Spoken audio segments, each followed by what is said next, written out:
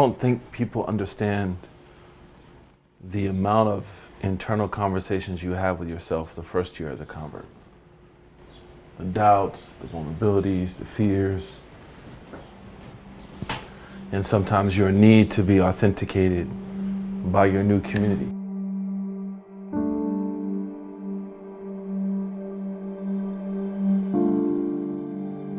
My first Ramadan, I was terrified. I didn't even know about fasting. I remember when I converted, the guy told me about it. He got scared. He thought I was going to leave Islam. I didn't know how to fast.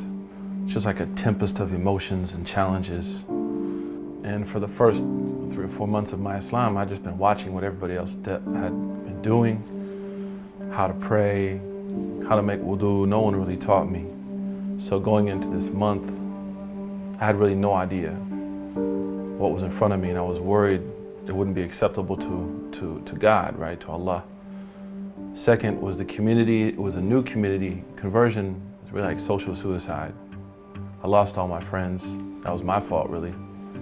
And I didn't really understand all the cultures that were. I felt like I was in a religious Times Square.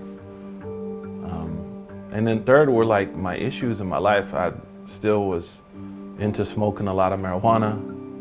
I was DJing in nightclubs. I was working on an album with some people that smoked a lot of weed, did drugs. I had a really beautiful girlfriend. I was worried as a convert. I remember, like, if I don't do this right, I'm gonna lose Islam. And if I don't do this right, I'm gonna lose all my friends. So I remember being at this really powerful crossroads, my first Ramadan. And I think that's why, the Prophet, I used to take benefit from his statement, it's the month of patience. It requires a lot of patience. One feeling that I had was like, get to the masjid, like go to the mosque after class, trying to fast, going to school 40 hours, working 20 hours of classwork, and just trying to manage all of that. People like, yo, what's up, Big Will, man? You coming to the party? You gonna DJ the party for the alphas? You gonna DJ the party for the kappas?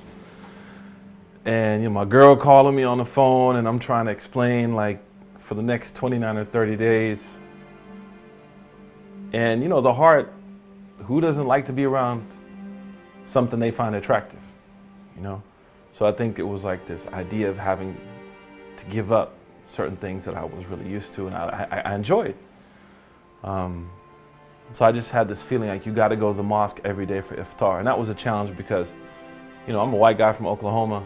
And just that first few days of just getting used to eating that spicy food, constantly being asked, how do I convert when my parents Muslim? I don't think people understand, like, it's great that people have that interest, but personal issues are personal issues. Religion is very personal.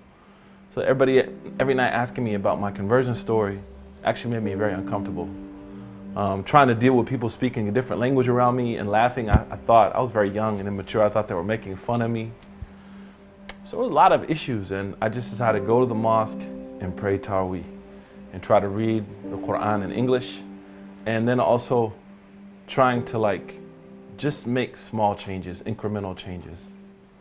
And alhamdulillah, man, that helped me. That at the end of the month, I can't say that I came out perfect. I don't think that's right to tell people that, I came out better. I didn't come out perfect. I came out better, but that first Ramadan really ended up being a great blessing for me, and it was kind of like a catapult to push me to try to subtly improve myself. Alhamdulillah Rabbil Alameen for the month of Ramadan. It was a great blessing, but it wasn't easy.